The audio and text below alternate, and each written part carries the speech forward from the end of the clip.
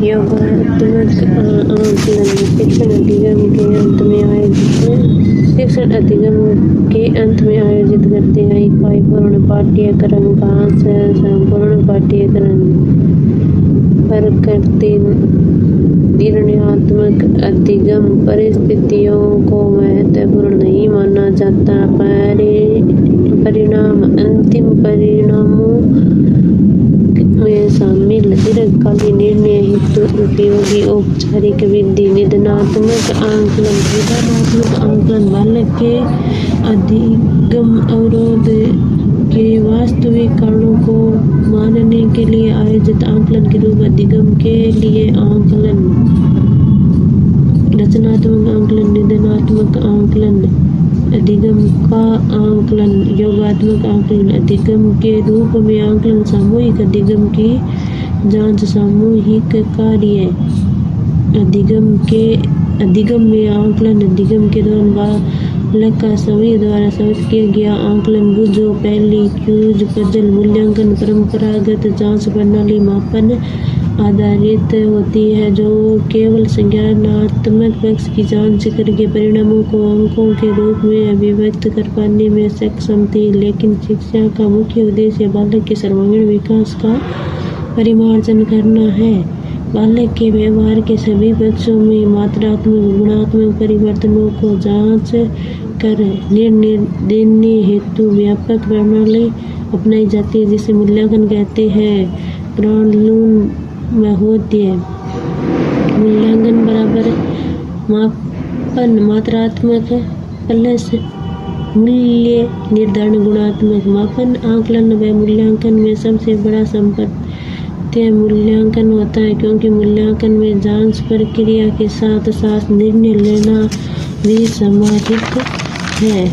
मूल्यांकन की परिभाषाएं कीलम तथा खंड विद्यालय द्वारा बालक के व्यवहार में लाए गए परिवर्तनों के संदर्भ में प्रमाणों का संकलन एवं उसकी व्याख्या करना मूल्यांकन है। बीएस मूल्यांकन योग्यता निर्धारण की प्रक्रिया है जिसमें शिक्षण अधिगम प्रक्रिया की प्रभावशीलता को जांचा जाता है। एल्फ्रेड व टाइटमैन किसी अनुभव की उपयोगिता के संदर्भ में निर्णय लेना मूल्यांकन है। डांडीकर महोदय मूल्यांकन क्रमबद्ध प्रक्रिया है जिसमें यह जांचा जाता है किसी निश्चित में किन उद्देश्यों की प्राप्ति की सीमा तक हुई है।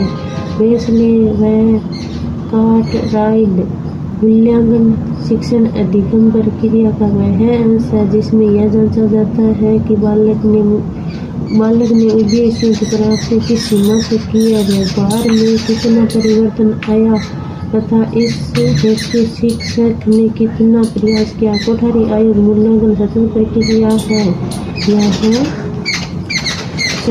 यह संपूर्ण है। यह शिक्षण अधिगम प्रक्रिया का अभिन्न अंग है। शिक्षण उद्देश्यों के साथ इसका घनिष्ठ संबंध है। इसके माध्यम से बालक की अधिगम प्रवृत्ति जो वह शिक्षक की शिक्षण पद्धतियों की जांच की जाती है। मूल्यांकन के माध्यम से केवल बालक की उपलब्धियों को जांचा ही नहीं जा सकता बल्कि इसे सुधार हेतु सुझाव भी दिया जाता है। बीएस विलियम का मूल्यांकन त्रिकोण शिक्षण उद्देश्यों का निर्धारण मूल्यांकन अधिगम अनुभव प्रदान करना। पृष्ठ का पैराडाइम शिक्षण उद्देश्य मूल्यांकन अधिगम अनुभव अंतर संबंधों का व्याख्या। श्रेष्ठ मूल्यांकन की विशेषता या गुण वस्तुनिष्ठता। वह मूल्यांकन वस्तुनिष्ठ होगा जिसमें परिणामों की जांच करता है। शिक्षक के व्यक्तिनिष्ठ गुणों जिससे पूर्वाग्रह मनोदशा विचारधारा दृष्टिकोण रुचि आदि का कोई प्रभाव नहीं पड़े। वह मूल्यांकन वस्तुनिष्ठ होगा जिसमें परिणामों का अलग अलग जांचकर्ताओं द्वारा जांच करने पर भी कोई प्रभाव नहीं पड़े अर्थात समान परिणाम प्राप्त हो। वस्तुनिष्ठ बरकरार रखने हेतु प्रशिक्षण पत्र में अद्वितीय हल वाले प्रश्नों को शामिल किया जाता है। विश्वसनीयता अलग अलग परिस्थितियों में मूल्यांकन प्रक्रिया आयोजन करने पर भी यदि परिणाम इस पर रहते हैं तो वह विश्वसनीयता कहलाता है। विश्वसनीयता का तात्पर्य परिणामों में स्थिरता, अंकन में शुद्धता, वैधता का संबंध उद्देश्य पूर्ति से होता है। वह मूल्यांकन वेद होगा जो जिस उद्देश्य हेतु आयोजित किया जाता है उस उद्देश्य की प्राप्ति में सक्षम हो, जैसे बालकों की तार्किक योग्यताओं की जांच हेतु परीक्षण यंत्र में प्रमेय हल करवाना। विभेदकारिता, वह मूल्यांकन विभेदकारी होगा जिसके परिणाम के आधार पर कक्षा पक्ष के बालकों को अलग अलग मानसिक स्तर के आधार पर प्रतिभाशाली औसत व कमजोर वर्गों में विभाजित किया जा सके। इस हेतु आयोजित परीक्षण पत्र में सरल, मध्यम व कठिन स्तर के प्रश्नों को समाविष्ट किया जाता है। व्यापकता, विषय वस्तु पाठ्यक्रम की व्यापकता, पाठ्यक्रम के प्रत्येक बिंदु को जांच करने में सक्षम। व्यवहार की व्यापकता, बालक के व्यवहार के सभी पक्षों व विकास के सभी आयामों की जांच कर पाने में सक्षम। व्यवहारिकता, व्यवहारिक मूल्यांकन के लिए आयोजित परीक्षण पत्र में शामिल किए गए प्रश्नों की भाषा सरल, स्पष्ट व बोधगम्य होनी चाहिए। प्रश्नों का आकार छोटा तथा भाषा का स्तर कक्षा स्तर अनुसार होना चाहिए। परीक्षण पत्र को तय अवधि में हल किए जाने योग्य हो। व्यवहारिक मूल्यांकन विद्यालय संसाधनों के अनुरूप होता है। मूल्यांकन की विधियां, तकनीक, साधन, मात्रात्मक और गुणात्मक। मात्रात्मक, मौखिक प्रविधि, लिखित प्रविधि, प्रायोगिक प्रविधि। लिखित के वस्तुनिष्ठ, अति लघुरात्मक, लघुरात्मक, निबंधात्मक। वस्तुनिष्ठ दो प्रकार, प्रत्यास्मरण प्रश्न, प्रत्याभिमान प्रश्न। प्रत्यास्मरण प्रश्न स्मृति आधारित है। साधारण प्रत्यास्मरण प्रश्न रिक्त स्थान पूर्ति। प्रत्याभिमान प्रश्न पहचान पर आधारित है। बहुविकल्पी प्रश्न MCQs। एकांतर प्रयुक्त प्रश्न यस नो, सही गलत। वर्गीकरण, सुमेलन, सादृश्य रूप प्रश्न। गुणात्मक प्रविधि, संचय, अभिलेख, पोर्टफोलियो, डाइट रिपोर्ट, साक्षात्कार, प्रश्नावली, अवलोकन, जांच सूची, क्रम निर्धारण, मापनी, अभिवर्ती मापनी, समाजमिति, HPC। मात्रात्मक प्रविधि, मौखिक प्रविधि, स्मृति स्तर की जांच हेतु। मौखिक प्रविधि सुकरात, स्मृति स्तर जांच हेतु, आत्मविश्वास की जांच हेतु, विचार अभिव्यक्ति की क्षमता की जांच, उच्चारण दक्षता की जांच। प्रायोगिक प्रविधि, क्रियात्मक पक्ष की जांच हेतु आयोजित कौशल की जांच। लिखित प्रविधि, पेपर, पेंसिल, टेस्ट, हेरासमान।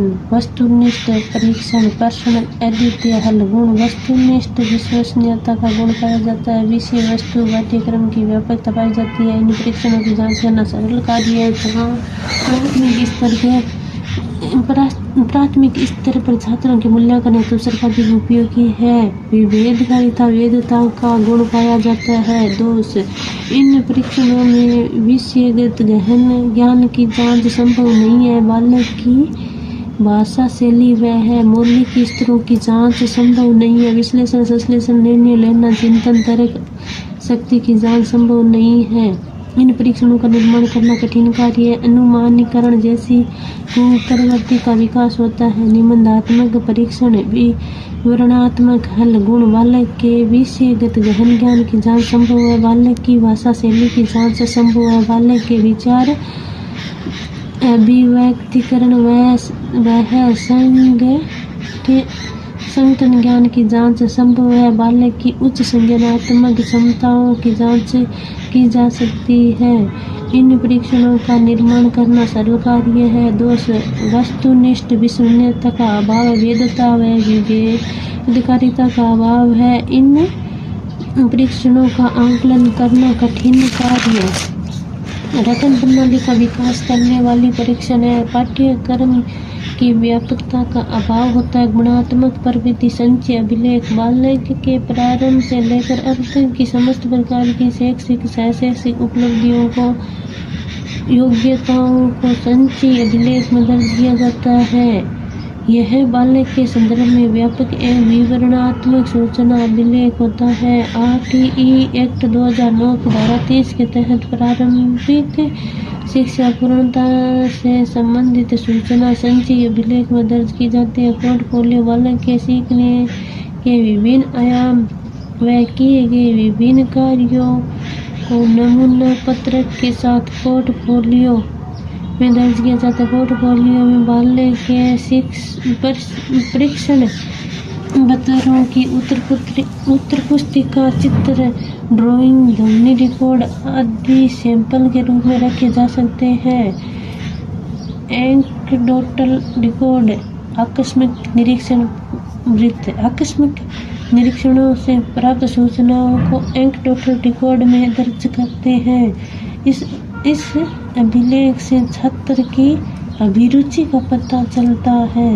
साक्षात्कार किसी छात्र के गुणात्मक मूल्यांकन हेतु आयोजित उद्देश्यपूर्ण मौखिक वार्तालाप जो कि प्रत्यक्ष रूप से उत्पन्न होता है साक्षात्कार कहलाता है। यह इस प्रविधि में छात्र के ज्ञान स्तर को जांचने के साथ साथ प्रश्नों का उत्तर देते समय हाव भाव, शारीरिक अंग संचालन, भाषा शैली, अभिव्यक्ति कारक आदि को भी महत्वपूर्ण माना जाता है। साक्षात्कार 3 प्रकार के होते हैं। संचरित साक्षात्कार विषय पता होता है, प्रश्नों का भी पता होता है। असंरचित साक्षात्कार विषय पता नहीं होता, प्रश्नोत्तर भी पता नहीं होते।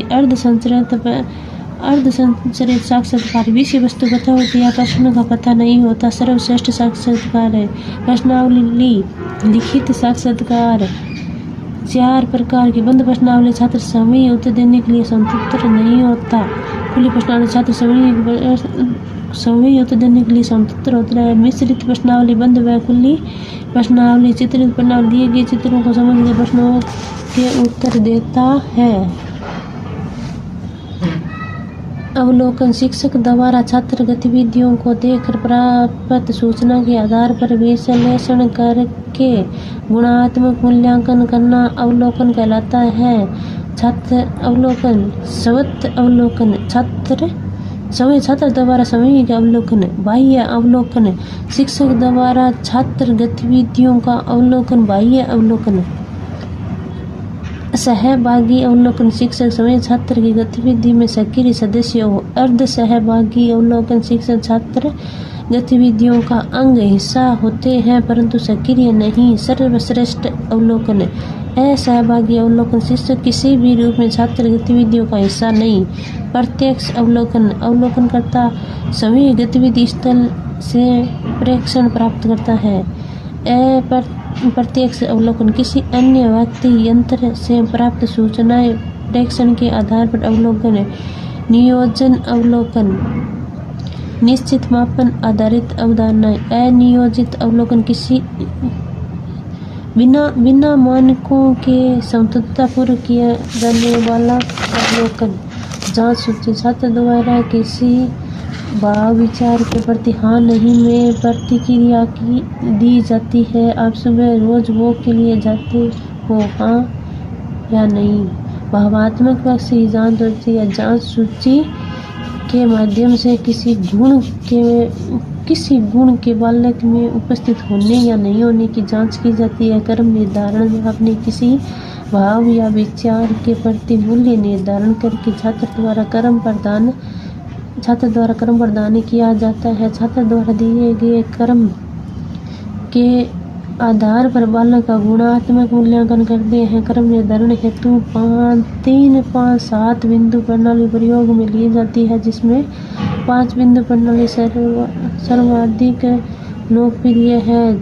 जांच 5 बिंदु प्रणाली सदैव, प्राय, अक्सर, औसतन, कभी कभी, कभी नहीं। कर्म निर्धारण हेतु जांच सूची का सहारा लिया जाता है। अभिव्यक्ति मापने, बालक में अभिव्यक्ति दृष्टिकोण विचारधारा को जानने के लिए किसी मुद्दे पर विचार अभिव्यक्त करने के लिए कहा जाता है। छात्र द्वारा अभिव्यक्त किए गए विचारों के आधार पर गुणात्मक विश्लेषण करते हुए अभिव्यक्ति का पता लगाया जाता है। समाजमिति विधि प्रतिपादन जे.एल. मोरेना। इस प्रविधि में किसी छात्र के व्यक्तित्व निर्धारण हेतु छात्र से सूचना प्राप्त नहीं करके उसके साथी समूह के छात्रों से सूचना प्राप्त की जाती है।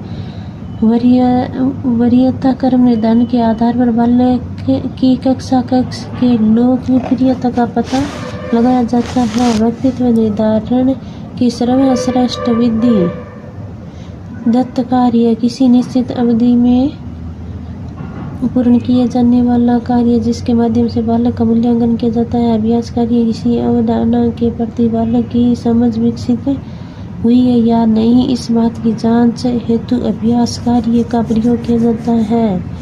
HPC होलिस्टिक प्रोग्रेस कार्ड, समग्र प्रगति प्रतिवेदन मूल्यांकन शिक्षण अधिगम प्रक्रिया का अति महत्वपूर्ण अंग है। अतः NEP 2020 के तहत मूल्यांकन प्रक्रिया को और अधिक गुणवत्तापूर्ण प्रदान करने के उद्देश्य से परख नामक मूल्यांकन निकाय की स्थापना की है। परख एक स्वायत्त शासी निकाय है जो मूल्यांकन प्रक्रिया की सुधार हेतु समय समय पर दिशा निर्देश जारी करता है तथा नई मूल्यांकन तकनीकों को विकास करता है।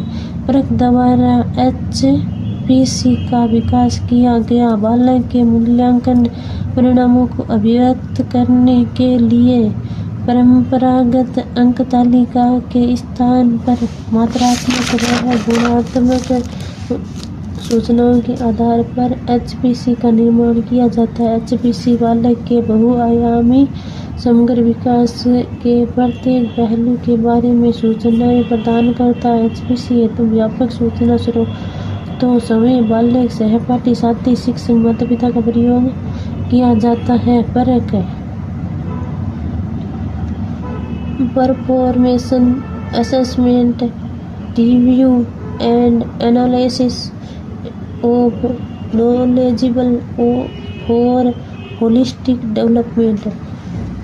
रूब्रिक्स वह तकनीक है जिसके माध्यम से गुणात्मक सूचना को मात्रात्मक रूप में परिवर्तित किया जाता है। मूल्यांकन के प्रकार मिचेल स्क्रीवेन, सत्यापन मूल्यांकन, आधार रेखा आंकलन, निर्माणात्मक मूल्यांकन, रचनात्मक, संरचनात्मक, रूपात्मक मूल्यांकन, योगात्मक मूल्यांकन, संकलनात्मक, निर्णयात्मक मूल्यांकन, निदानात्मक, सैद्धांतिक मूल्यांकन, आंतरिक मूल्यांकन, बाह्य मूल्यांकन, मानदंड सैद्धांतिक मूल्यांकन, मानक संदर्भिक मूल्यांकन, आंतरिक मूल्यांकन। यदि मूल्यांकन प्रक्रिया का आयोजन उसी शिक्षक द्वारा की जाती हो जिसने शिक्षण कार्य करवाया है। बाह्य मूल्यांकन, यदि मूल्यांकन प्रक्रिया का आयोजन उस शिक्षक द्वारा किया जाए जिसने शिक्षण कार्य नहीं करवाया है। बाह्य मूल्यांकन की अपेक्षा आंतरिक मूल्यांकन अधिक उपयोगी होता है क्योंकि आंतरिक मूल्यांकन में कक्षा परिस्थितियों को ध्यान में रखा जाता है। मानदंड